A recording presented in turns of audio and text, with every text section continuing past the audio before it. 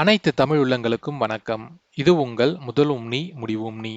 நம்ம சேனல்ல கொடுக்குற ஒவ்வொரு பயனுள்ள வீடியோக்களும் நீங்க பார்க்கணும்னு நினைச்சீங்கன்னா, மறக்காம நம்ம சேனலை சப்ஸ்கிரைப் பண்ணி வச்சுக்கோங்க.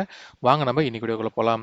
இன்னைக்கு வீடியோல என்ன பார்க்க போறோம்னு பார்த்தீங்கன்னா, மகளிர் உரிமை தொகை சம்பந்தமான ஒரு முக்கியமான அறிவிப்பை தமிழக அரசு வெளியிட்டிருக்கு. இந்த வீடியோ ஸ்கிப் பண்ணாம பாருங்க, அப்பதான் உங்களுக்கு கிளியரா புரியும். மகளிர் உரிமை தொகை திட்டத்தில் விடுபட்டவர்கள், அதாவது எலிஜிபிலிட்டி இருந்தும் விடுபட்டவர்கள் ஜூன் 4ஆம் தேதி முதல் விண்ணப்பிக்கலாம்னு சொல்லியிருக்காங்க.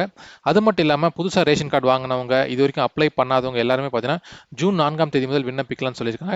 இதுக்கு நீங்க எங்க விண்ணப்பிக்கலாம்னு பார்த்தீங்கன்னா, இதற்காக பார்த்தீங்கன்னா பிரத்யேகமா 9,000 சிறப்பு முகாம்கள் பார்த்தீங்கன்னா நடைபெற இருக்கு ஜூன் 4ஆம் தேதி. அங்க போயிட்டு நீங்க விண்ணப்பிக்கலாம். அதுக்கு முன்னாடி எல்லா டாக்குமெண்ட்ஸையும் ரெடி பண்ணி வச்சுக்கோங்க. இப்போ வந்து நம்ம போயிட்டு என்னென்ன வரையறைகள்லாம் இருக்குன்ற ஒரு ரீகேப் பார்த்துடலாம் வாங்க.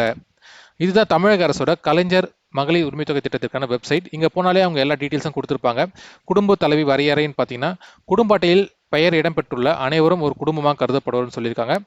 ஒவ்வொரு தகுதி வாய்ந்த குடும்பத்திலும் உள்ள குடும்ப தலைவி கலைஞர் உரிமை திட்டத்தில் பயன்பெற விண்ணப்பிக்கலாம் சொல்லியிருக்காங்க. அதாவது ஒரு குடும்ப அட்டையில ஒருத்தர் தான் வந்து விண்ணப்பிக்க முடியும். குடும்ப அட்டையில் குடும்ப தலைவர் என குறிப்பிடப்பட்டுள்ள பெண் இந்த திட்டத்தில் வந்து குடும்ப தலைவியாக கருதப்படும்னு சொல்லியிருக்காங்க.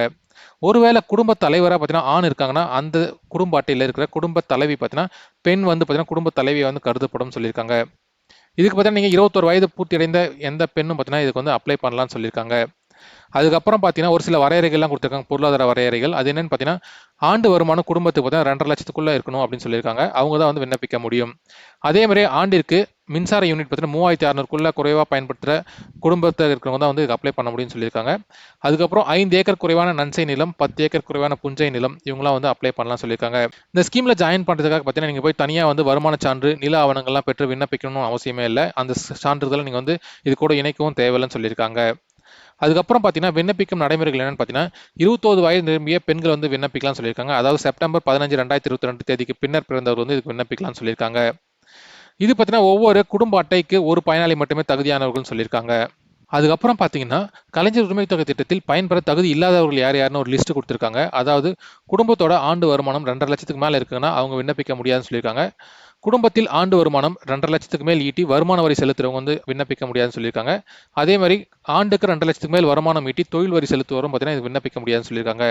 மாநில, ஒன்றிய அரசு ஊழியர்கள், பொதுத்துறை நிறுவனங்கள், வங்கி ஊழியர்கள், வாரியங்கள், உள்ளாட்சி அமைப்புகள், கூட்டுறவு அமைப்புகளின் ஊழியர்கள் மற்றும் அவற்றின் ஓய்வூதியதாரர்கள் இது யாருக்கும் விண்ணப்பிக்க முடியாதுன்னு சொல்லியிருக்காங்க. அது மட்டும் இல்லாமல் தேர்ந்தெடுக்கப்பட்ட மக்கள் பிரதிநிதிகள், ஊராட்சி மன்ற வார்டு உறுப்பினர்கள் தவிர மற்ற யாருமே வந்து விண்ணப்பிக்க முடியாதுன்னு சொல்லியிருக்காங்க. சொந்த பயன்பாட்டுக்கு கார், ஜீப், டிராக்டர், கனரக வாகனங்கள் வச்சிருக்கவங்க இதுக்கு வந்து விண்ணப்பிக்க முடியாதுன்னு சொல்லியிருக்காங்க. ஆண்டுக்கு 50 லட்சத்துக்கு மேல் ஆண்டு விற்பனை செய்து சரக்கு மற்றும் சேவை வரி செலுத்துவர்கள் வந்து விண்ணப்பிக்க முடியாதுன்னு சொல்லியிருக்காங்க.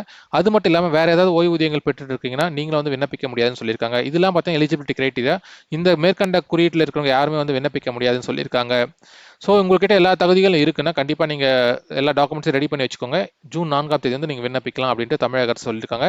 இதுக்காக நீங்கள் எங்கேயும் போய் அலையணும் அவசியம். சிறப்பு முகாம்கள் 9,000 முகாம்கள் நடத்துகிறாங்க. அந்த முகாமில் ஏதாவது உங்கள் பக்கத்தில் இருக்கிற முகாமில் போயிட்டு கலந்துக்கிட்டு நீங்கள் விண்ணப்பிக்கலாம். இது போன்ற பயனுள்ள வீடியோக்கள் நீங்கள் பார்க்கணும்னு நினச்சிங்கன்னா மறக்காம நம்ம சேனலை சப்ஸ்கிரைப் பண்ணி வச்சுக்கோங்க. இந்த வீடியோ பிடிச்சிருந்தா மறக்காம ஒரு லைக் பண்ணுங்கள். நன்றி, வணக்கம்.